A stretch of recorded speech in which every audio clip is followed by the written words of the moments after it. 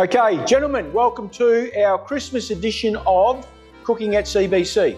Now, I'm filming this on the 12th of November, which is the day after Remembrance Day. And if you remember, on Remembrance Day, one of the things I talked about is being selfless and putting other people at the centre of your life.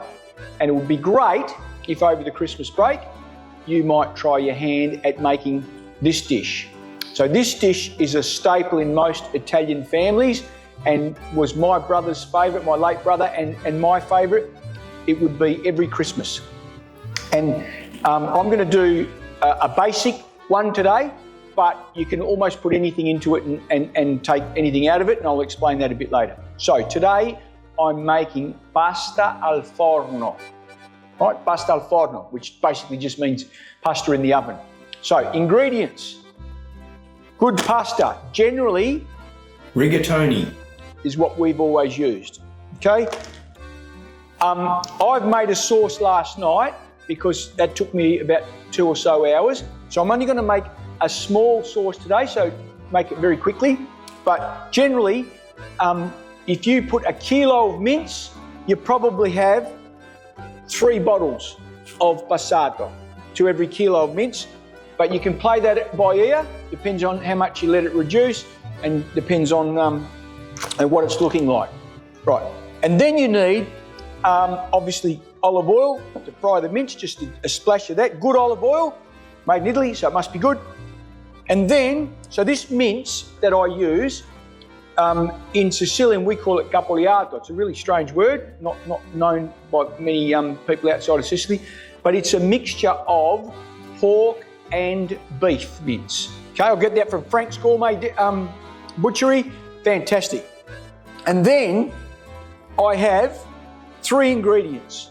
So the ingredients that I'm going to put in today are coppa, which is a dried meat. That's it there. Okay, you can get that from Gallardi's or any good continental deli. I buy it in a chunk so I can then mince it. So this used to be twice the size, so I've used about, I think, half a kilo. And then I bought a chunk of really good premium leg ham, and that's also been minced. But sometimes it can be diced, all depends on what texture you want to bite into. I remember once my dad made this for my grandmother, and because there weren't chunks in it, she thought he'd underdone, tried to skimp on the goodness. But so whatever you like. Some people, my dad now is getting a bit older, his teeth aren't as good as they used to be. He likes to mince the ham and the coppa, whereas, to be honest, I prefer it in chunks, but we're a bit time poor today, so I've had it minced.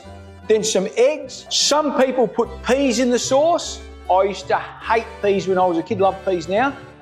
But some people put peas in the sauce. Some people put eggplant in the sauce or as part of the mixture. And some people put, you know, sprinkle of parmesan or provolone, whatever suits your fancy. The main thing is that this is a layered dish, okay? And whilst I'm talking about layered dishes, in a day or so after this video is uploaded, Mrs. Burgio is going to do her tiramisu ai frutti di bosco. So you'll have a really, really good layered main and a really, really good layered dessert. So here we go. Get ready into my Batman outfit. And I'll just give this sauce a bit of a stir because I've had that on to heat it up just a tad. So that's the sauce there with that mince and a bit of basil, a tiny bit of garlic. So that's going to be our base and our bind. Right, so first thing to make the sauce, enough oil to cover the bottom of the pan.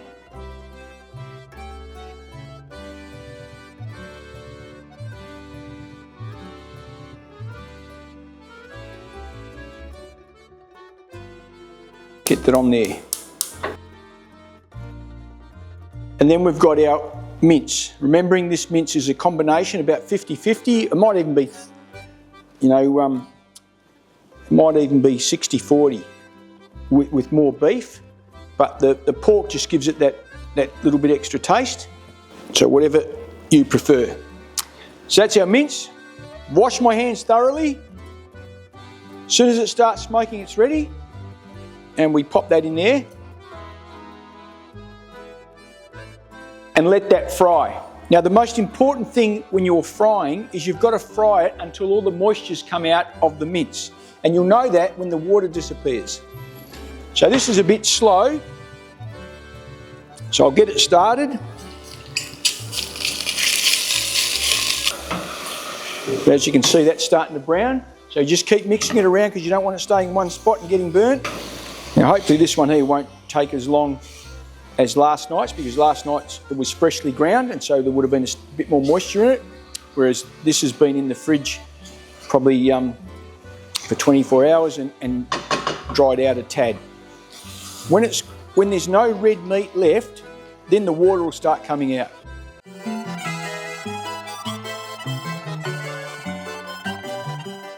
Now, the degree of difficulty of this dish, boys, is obviously a bit more than the matriciana and the carbonara and the aglio olio peperoncino that we've done on other, but it's only because there are more things and it takes longer. It's actually not that hard. They're pretty easy steps. So, you know, if you follow the video, write it all down, and there are plenty of recipes on the internet. But degree of difficulty here is not in having to do something that's you know that a chef would have to do. It's just really the time and the patience and a lot more preparation. And like anything, if you put more time into it, hopefully you'll get more reward out of it. So we'll just give our sauce, keep stirring that. That can come right off the heat now because that's going to go into the oven at some stage.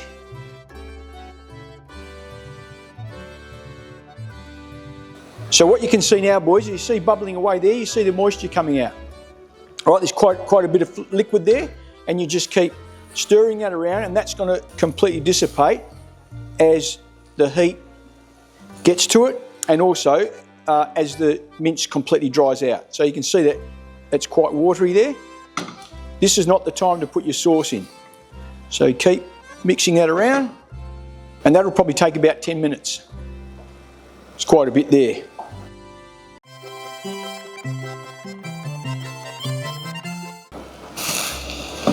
And what I'm doing here is the basis to any ragu pasta. So any pasta ragu, I mean, sometimes colloquially be called spaghetti bolognese. That's really a different thing altogether. I think it's got some carrots and pork originally, but any sauce with a mince in it in Italy is called a ragu.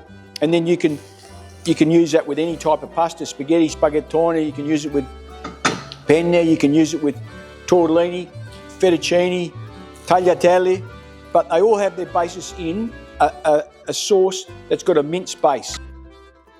I added a bit of basil and a bit of garlic to this sauce, but because it's got so much flavour in it, it's probably not as important as if you were just doing a ragu for a pasta. Whenever I make this, I think it's going to take forever, and then all of a sudden it falls off a cliff. So the last bit goes pretty quickly, and we're only minutes away, I'd imagine. And I've got to thank Mrs. Burgio because I got it started yesterday, but then I had to get to a dinner, and she finished off the sauce. And you can see now there's a lot less liquid. The mince is drying out. Hardly any liquid there left at all. And it's going very quickly. You see already, just in that shot, we've lost half of it.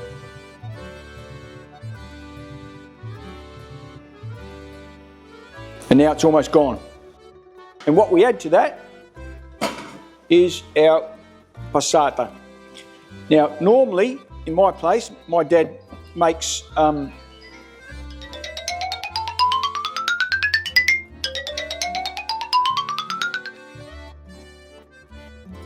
so normally we use homemade sauce that my dad makes every summer, but the quality, even a lot of Italians now aren't making their own sauce in Italy.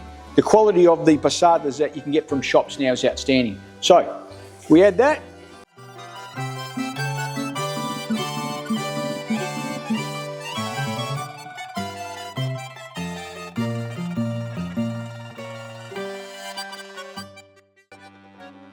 There's your ragu. And all we'll do now is we'll reduce that down a bit, take a bit of the flavour from the tomato into the meat and just get it a bit thicker. Always salt to taste. So I'll stir that in. Start with less salt, the more, boys, as I've always said, because once the salt's in there, you can't take it out. And so what would happen from here, this would now boil for about an hour, hour and a half, until you think it's the right density. It's reduced off a bit, and taste. Right, so because we haven't got an hour or two, I'll just put that on low, and we'll go back to this one here, which I made yesterday, which is ready to go. Water's boiling finally. So, you take that away, punch of salt. There's quite a bit of salt in the cured meat, so not as important as if you were just doing a ragu.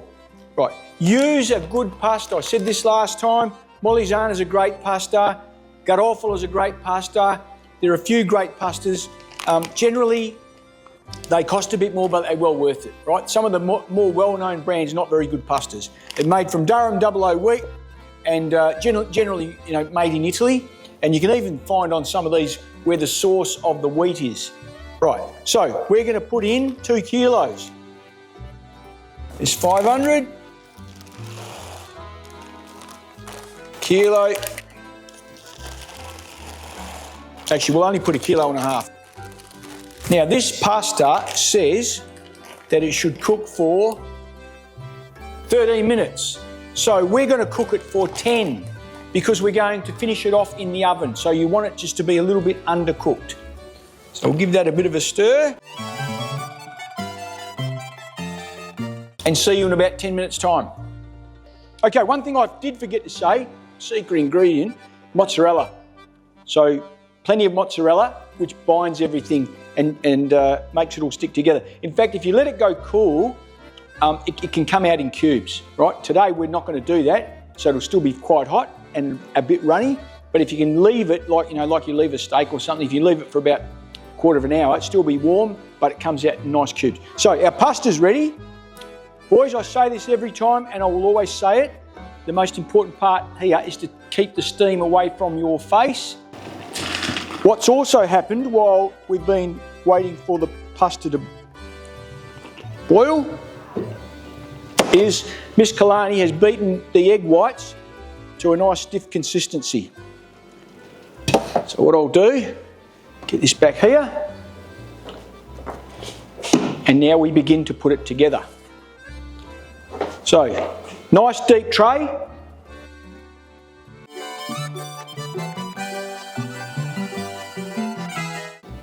And then, layer of pasta. My dad, God bless him, my wife's just over there, so I'm going to bring her into the conversation. Do you remember when he layers them one by one?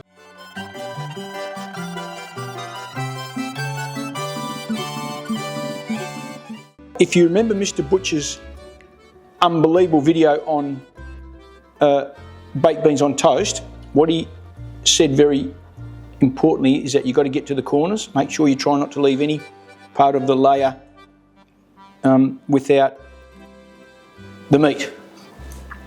If you're a fan of Casino, you'll remember that's the instruction that Robert De Niro gave the chef who was making the blueberry muffins. He wanted the same number of blueberries in every muffin. Right, so it doesn't matter the order, but the first meat was coppa. Coppa's got a bit more salty, so you put a tiny bit less coppa, right? But you can see it's had a layer of the sauce, a layer of the pasta, a layer of each of the meats. Now we'll put a layer of the egg.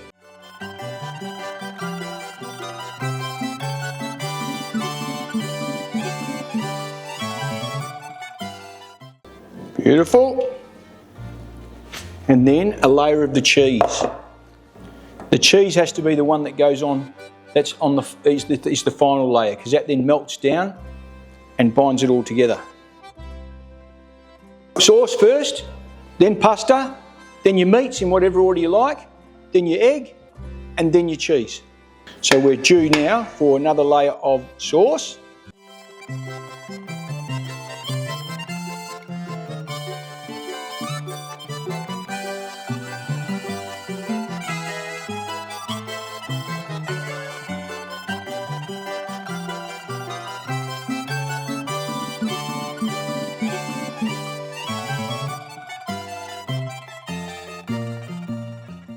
And again, some copper, which has been beautifully ground by Mrs. Walker, was it? Mrs. Kalani? Certainly was. She's fantastic, Mrs. Walker. This school is blessed to have Mrs. Walker, Miss Sanson help Miss Kalani and the other catering teachers. Catering's become a subject of choice now at this school, and it's thanks to their creativity and to their passion and to their knowledge. And the boys can't get enough of catering, which is fantastic because all boys, all good men, should cook. It's important that you do your fair share around the house, boys.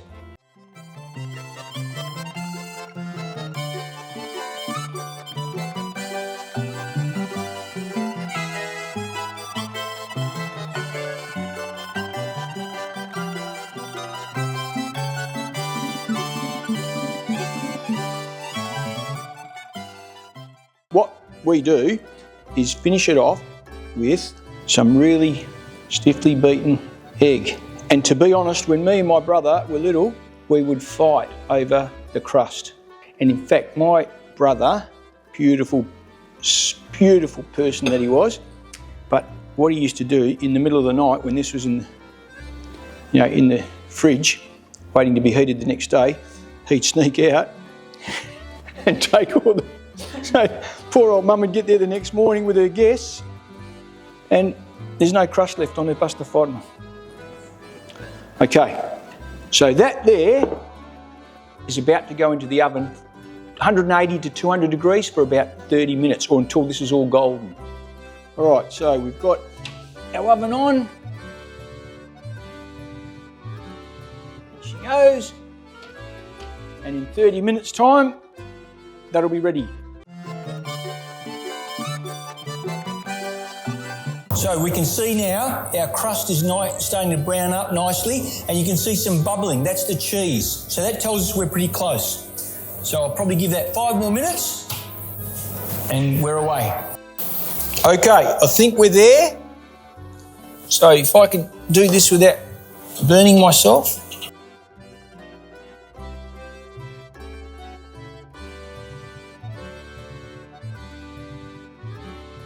So, pasta al forno, you remember we started with a layer of mince or ragu, and then we put our pasta, and then we put our coppa, and we put our ham, and we put our eggs, and we put our cheese, and we kept lowering that, and we finished off by beating some really stiff egg whites only, to form this little crust here. So we're going to cut a slice now and plate it up just for the video.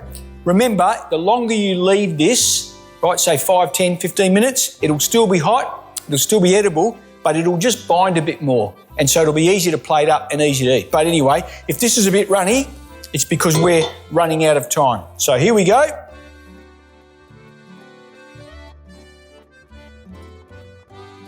Okay, and normally we'd cut both ways, breadth and length, so we get some even slices, but we'll just take this one slice out today.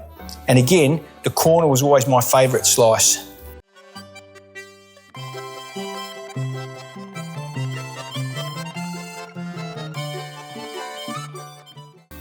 Bit of a mess at the moment, but that's because we've cut it too early. But in the next 10 or 15 minutes, that'll bind and you can serve it in nice cubes. But it is delicious, so we're going to do the taste test. The epicentre of our catering program at CBC, the woman who has turned boys around in terms of their love for this subject, and I see them coming out of her recess at lunchtime and after class with their bag of goodies and they couldn't be happier. So Angela. Oh, thank you very much, Dom. This smells amazing.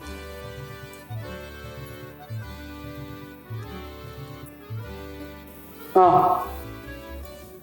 Buono, as my granddaughter would say. Okay. Saporita. Right, so folks, pasta forno. Love these burnt ones. Oh my God. You can do this. We believe in you at CBC. Map it out. Maybe have a little helper. I've had a few helpers today. Have a helper, maybe an adult, maybe your brother or sister, maybe a friend. Shouldn't eat with your mouth full, and have a go. And again, the first boy who gets back to me on Facebook and tells me that he's made this and shows me a photo, like Bodie McIntyre last time, wins a premium bottle of red wine, Italian wine, to go with the meal.